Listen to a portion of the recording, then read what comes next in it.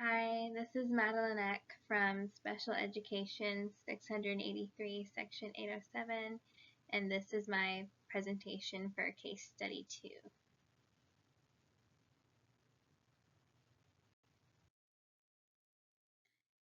So first I'm going to go over my client's behaviors that are for reduction right now. There's tantrum, crying, elopement, and spitting. Tantrum is defined as any two of the following behaviors occurring at the same time: crying, whining, aggression, throwing, swiping, or self-injurious behavior, which includes hitting himself in any part of his body. The onset is 15 seconds and the offset is 30 seconds. For crying, it's when he's been crying with tears for more than 15 seconds until when he's been calm with no crying or whining for 30 consecutive seconds. Elopement is defined as any instance of the client leaving a location without using PECs or without being instructed to transition. And spitting is each instance that the client spits with without liquid in his mouth, like drinking juice and spitting it onto the floor, or in the bathroom and spit saliva into the toilet. So I chose to talk about the intervention that we have done for spitting. What we have been doing is giving him a chewy every time he spits, saying use your chewy. He can wear it, the chewy, if he wants, like a necklace, or he can take it off if he wants. And then we provide verbal praise if he does use it, saying, oh, good job using your chewy. We don't take it into the bathroom because we don't want him to flush it in the toilet. And we also decided the chewy is functionally relevant because the function of his spitting is still stimulatory, and the chewy is an acceptable replacement self-stimulating behavior. These points relate to sections of the BCBA task list. State intervention goals in observable and measurable terms, H1.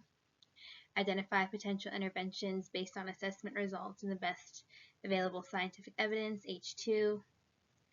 Recommend intervention goals and strategies based on such factors as client preferences, supporting environments, risk constraints, and social validity, H3. When a target behavior is to be decreased, select an acceptable alternative behavior to be established or increased, H4.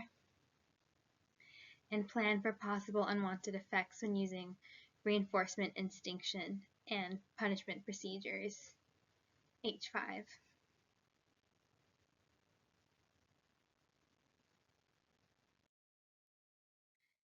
So this intervention is a DRI procedure, differential reinforcement of incompatible behavior, because the client can't spit when the chewy's in his mouth.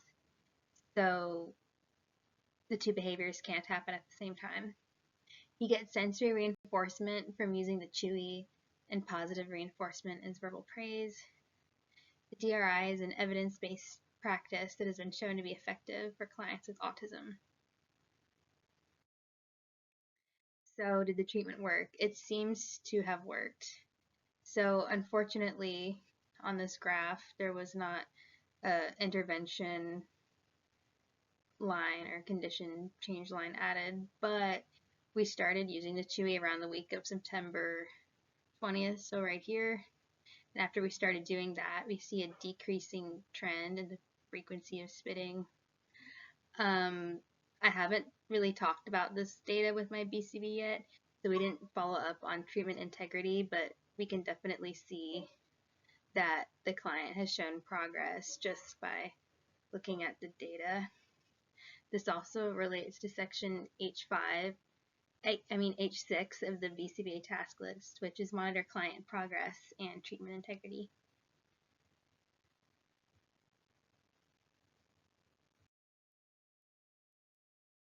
So some last points to consider are section E2 of the BCBA task list, which is determine when consent and assent should be gained with the client. So in this case, the client doesn't have to wear the chewy or put it in his mouth if he does not show assent by accepting the chewy and or consent to placing it around his neck. He's a non-vocal, non-verbal learner. In that case, we can look at body language or just prompt him to functionally communicate with his chosen communication system, which for him is PECS. Next, task list number E7, determine how to apply culturally sensitive interventions to your future practice as a behavior analyst. In this scenario, families from some cultures might not want their child to use a chewy because it could look immature or infantilizing. This client's parents do not care, but it is good to check in with parents to gain stakeholder buy-in before implementing an intervention.